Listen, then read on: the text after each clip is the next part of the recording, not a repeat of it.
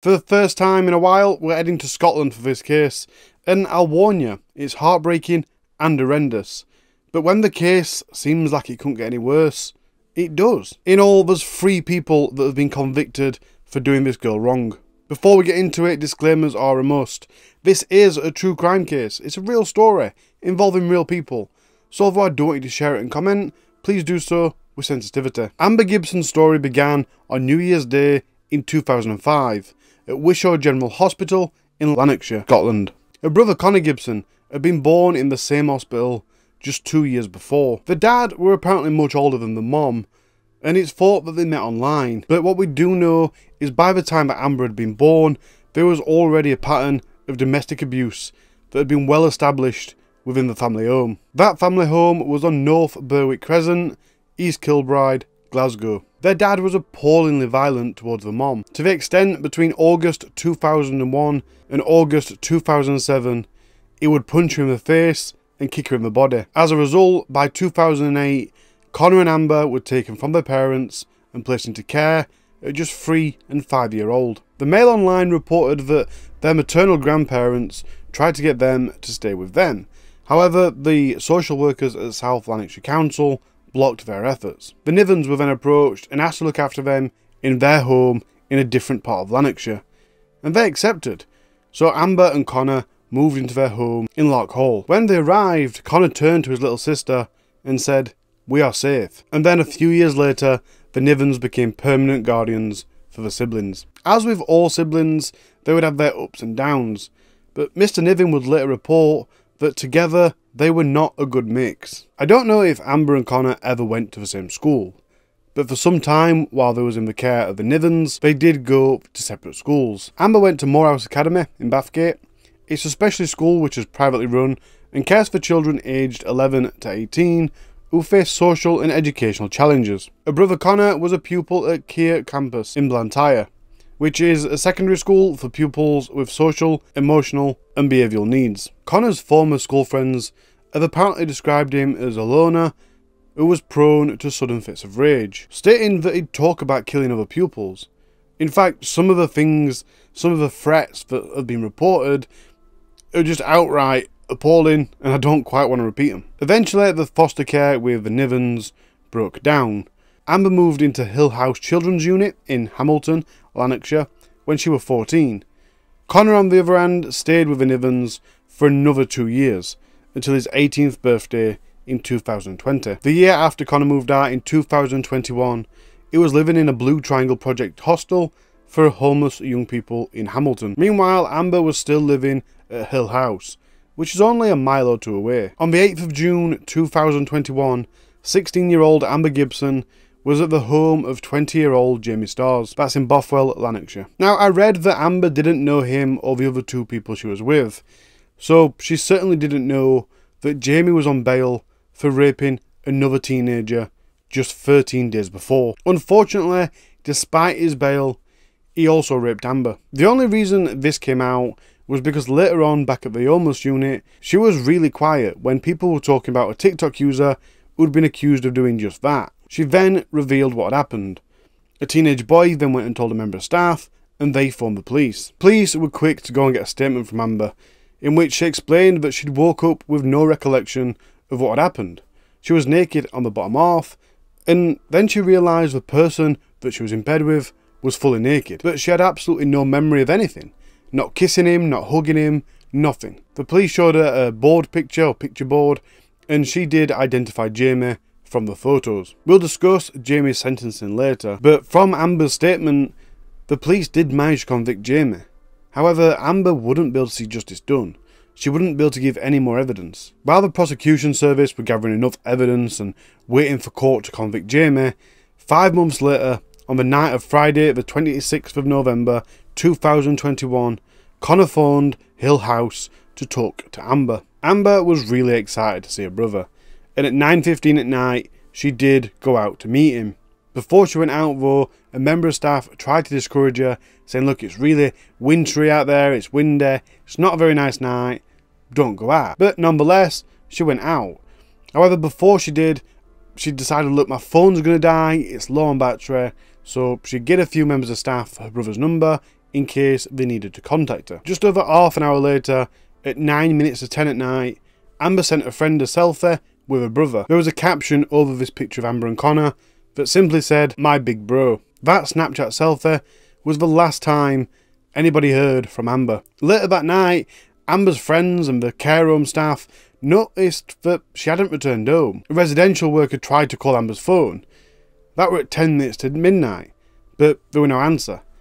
Then they tried to phone Connor's phone, but again, there were no answer. Then, 20 minutes later, they got a call back from Connor. He said he had a bad evening, and everything was a bit fuzzy. He told her that him and Amber had had an argument, and that she'd stormed off, adding that he had no recollection of when that was. The worker then said, "Look, right, if she don't come home, I am going to have to phone the police." Connor replied quite defensively, saying, "Like I said, we had an argument. She stormed off." They tried to contact Amber, but couldn't get through, so they reported Amber as missing, and the police launched an appeal for information. It turns out the last time Amber had been seen was on CCTV just 4 minutes after that Snapchat, at 9:55 at night, 5 minutes to 10. She'd only been gone from the home for half an hour. She was still with Connor.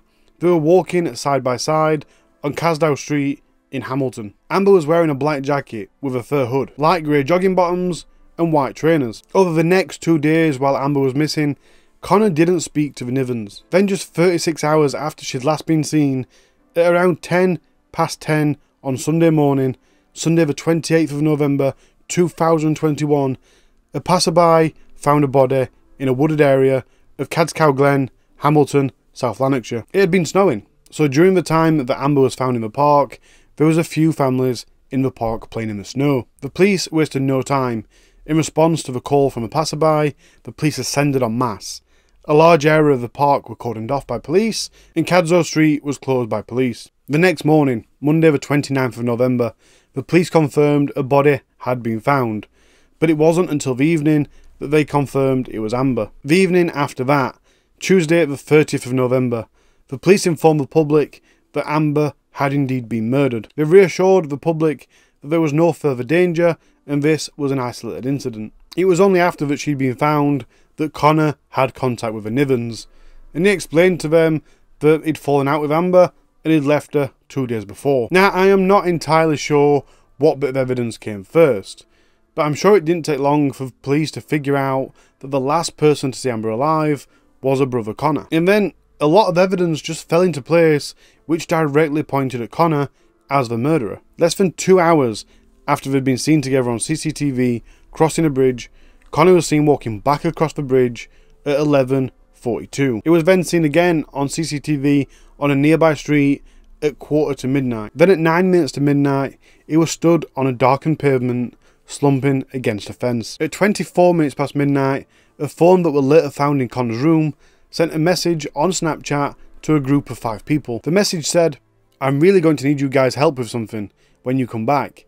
I'm being serious." 40 seconds later, a Snapchat message was sent to Amber saying, "Are you okay?" It was 17 minutes later, at 9 minutes to 1 in the morning, that Connor returned to the hostel and he went into the office. A project worker that was sat in the office looked at him and he was covered in mud. They said it looked like he'd fallen into a ditch. He looked very dishevelled, out of breath. His hands were very, very dirty up to his wrist. I asked if he were okay, but he didn't answer. He told this worker that he'd fallen out with his sister and he wanted to use the phone to check if she returned back to her care home safely. He then threw away the shorts and the t-shirt that he'd been wearing that night. Now, the worker saw him go out towards the bins. They said they didn't know if he went straight to the bin, they couldn't quite see because that were off camera, but they know he went out towards the bins and he was only outside for a short time. At 33 minutes past 1 in the morning, so pretty much an hour after the Snapchat message was sent to a group of people, the phone messaged a group of people again, saying, "Never mind, it's all good." In the following days, PC Morning carried out a welfare check on Connor at the Blue Triangle Housing Association unit. After speaking to the staff, she decided to go outside and look in the bins. And when she did, she saw a white Levi's t-shirt and some grey shorts. It seemed like the grey shorts had some sort of staining on, which she believed to be blood. When the clothes were recovered later on, a detective sergeant also found a face mask. They also seized a pair of trainers from Connor, which had dirt and staining on the sole, and a Canada Goose jacket which had staining on the front and on the arm. But we need to go back to the phone information from Connor. His version of events was that Friday night they had an argument and he left her. Then later on, when he got back to the hostel, he asked if he could use a phone to see if she got back okay, and he'd also had a phone in his room which had been used to ask Amber if she were okay. But in all, Amber was missing for 36 hours. During that time, he didn't message her or phone her. Nothing at all. Not even the next morning. Obviously, he messaged her in the early hours of the morning, technically, but the next morning when the sun had rose, apparently there were no more messages. He didn't talk to the Nivens or anything, which was really strange because he was the last person to be seen with her, and then she's missing. You know, it's just not right. Then on Tuesday the 30th of November, the day that the police confirmed that it was a murder investigation, Connor posted on Facebook saying, "Amber, you will fly high for the rest of time. We will all miss you, especially me. I love you, Ginger Midget. Goodbye for now." The day after that, the 1st of December 2021, 5 days after Amber had been murdered, he posted on Facebook asking the community to leave a light on for Amber, and that was just hours before he was arrested. The police's case against Connor would only get stronger. The pathologist who carried out the post-mortem revealed that she was covered in mud, and the cause of death was compression of the neck. There was approximately 8 individual bruises to the front of the neck, and she had broken blood vessels in her eyes. She said her brain appeared swollen to the naked eye. However, there was no sign of traumatic brain injury. The forensic evidence showed widespread bloodstaining on the jacket that had been seized from Connor, and that blood was compatible with Amber's DNA. Connor's DNA was found on Amber's shorts. She'd been wearing these shorts as underwear, and they'd been forcibly torn off in a way that completely destroyed them. The forensic scientist said, "It is difficult to measure the force, but it will require quite a degree of force to cause that damage." There were also damage to Amber's trousers, and the forensic scientist said that this damage appeared to be caused by a dragging motion. In all, during this violent assault, Connor broke Amber's nose, ripped off a top, a bra, joggers, and underwear. There was also a medical bandage found near Amber's body, and that had Connor's DNA on it. There was also a Samsung phone, which had been found in 3 pieces near Amber's body. I didn't see anywhere that anyone said that it was Amber's phone, but I assume it is. The prosecution built up a strong case against Connor. The case was that he'd sexually assaulted her with the intention of raping her. He then repeatedly inflicted severe blunt force trauma to her head, which rendered her unconscious, and then he killed her by strangulation. But the forensic evidence and the post-mortem would reveal something so much darker and more sinister. It was revealed that the person who found Amber on that Sunday morning wasn't the first person to find her. Stephen Corrigan was about 43 at the time, and it's thought he was a complete stranger to both Amber and to Connor. Yet, his DNA was found all over Amber, leaving practically no part of her untouched. In all, there were 39 points of contact, including her breasts, buttocks, and thighs. Now, I can't imagine how awful it would be to find a body in the woods. The shock, the fear, the panic. But one of the very first things you'd instinctively do is try and get help.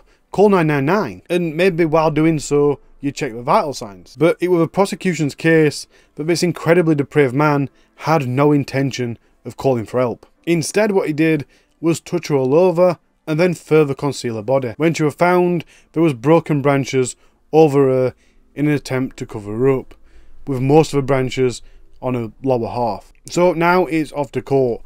And the first person in this case that was in court was Jamie Starrs. It said that Amber's statement was vital in bringing justice to 20-year-old Jamie. At the time of this recording, he hadn't actually been sentenced, but he had been found guilty of 2 counts of rape. He was also found guilty of attempting to pervert the course of justice and breaching bail conditions following a 5-day trial. He's currently in prison awaiting sentencing, but with his 2 counts, it's almost certain that he'll serve a custodial sentence. Amber Gibson's brother, Connor Gibson, and Stephen Corrigan shared the same court, so we'll tackle Stephen's case first. Stephen Corrigan was charged with attempting to defeat the ends of justice and breach of a peace, which I don't get. I get attempting to defeat the ends of justice, but breach of peace?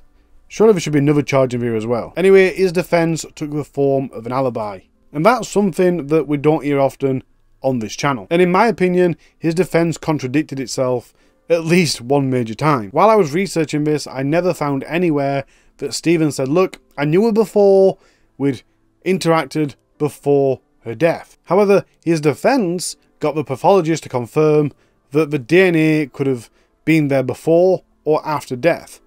The pathologist confirmed that they couldn't put a time on when the DNA was put onto Amber, which, like I said, would make sense if Stephen were claiming he'd met Amber before her death. Stephen's alibi was provided by his dad. His dad basically said Stephen had fallen on some ice, and as a result he had his arm in a sling, and he stayed at his dad's house. So now obviously, unless the prosecution can provide otherwise or prove otherwise, they're screwed. Or maybe not, because his dad told the court that Stephen was asked to stay that night. And Stephen said, look, I don't really feel like going home, so yeah, I'll stay. Stephen then stayed up late playing games, video games. However, the following day, his dad left the house for a number of hours, and when he got back from the bookmakers, Stephen had already left, which is probably not the watertight alibi that Stephen were looking for. Other highlights of his defence was that the forensic biologist confirmed that although she believed the traces of DNA was from direct contact, she couldn't rule out secondary transfer. And his defence also put forward that Amber and Connor were both seen on CCTV before going into the park. However, Stephen wasn't seen on CCTV. Furthermore than that, Stephen's phone wasn't picked up by the near cell tower, which obviously suggests that Stephen's phone weren't there, even if Stephen were, or his phone could have been completely off, out of battery, whatever. Parts of the police interview with Stephen Corrigan were read out to the court. When asked for an explanation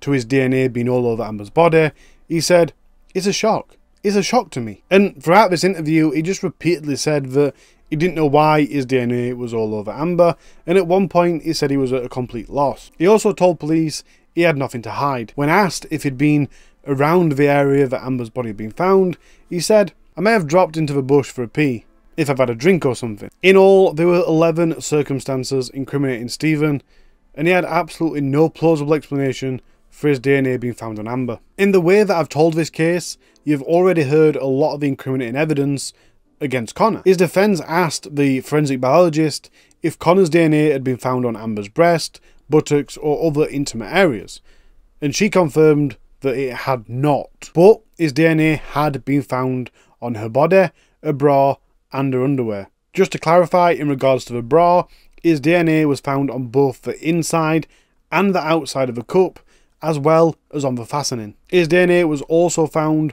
on her left hip and her right hip, the palm of the right hand and her upper abdomen. Let's not forget, all the clothes at the scene was also covered in Connor's DNA. There was also a footprint on the inside of Amber's bra that had been matched to Connor's trainers. So to me, that pretty much seals that she'd been stripped before he left her. Something that I didn't put into the timeline, just because it made it a bit too complicated, the night of the murder, 4 minutes before Connor reappeared on CCTV, his phone searched the internet looking for how to get nosy police officers to stop monitoring your phone. The project worker that Connor talked to, who was sat in the office when he got back that night, said that he arrived around midnight, and he slumped into the office where she was sitting. She said it looked like he'd fallen into a ditch, adding, "He looked very dishevelled, out of breath, his hands were very, very dirty up to his wrists.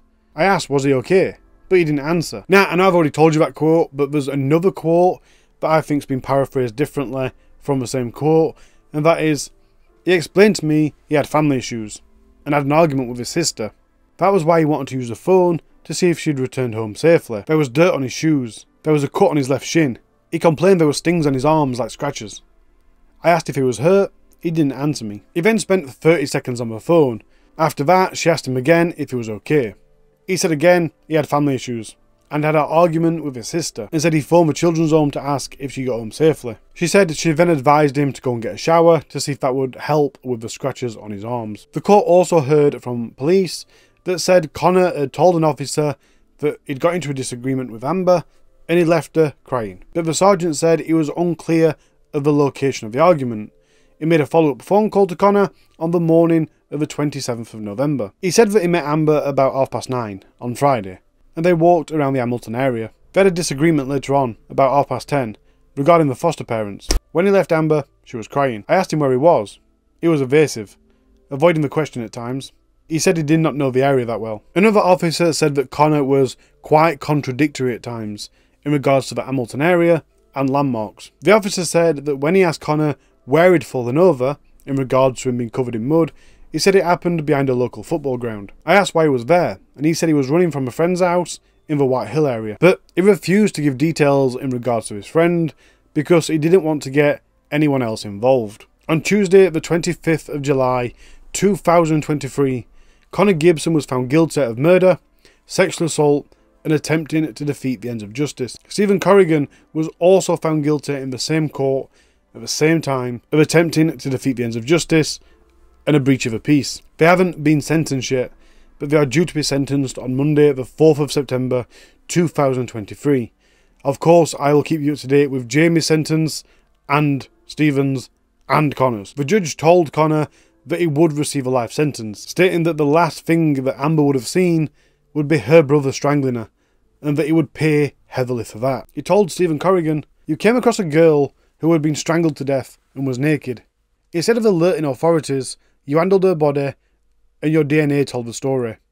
Be under no illusion what is coming your way." Neither of them showed any emotion as they were taken to their cells in handcuffs. After the jury convicted Connor and Stephen, the foster parents said, "When they arrived at our home, Amber was 3 and Connor was aged 5. Connor stated we are safe." They were, until he took the safety away. Amber deserved to live a life of hope and opportunities. As a family, we will never be able to get over how this was taken from her. We are relieved the people involved in what happened to her are now behind bars. However, no amount of time will be justice enough for such a young, innocent life. They described Amber as the most giving, caring, loving, supportive and admirable person who loved art and singing. She had the most amazing outlook on life, considering the suffering she had experienced. They also talked about how much Amber and Connor had been let down throughout their lives by the system. As if 3 individuals being convicted isn't enough for one case.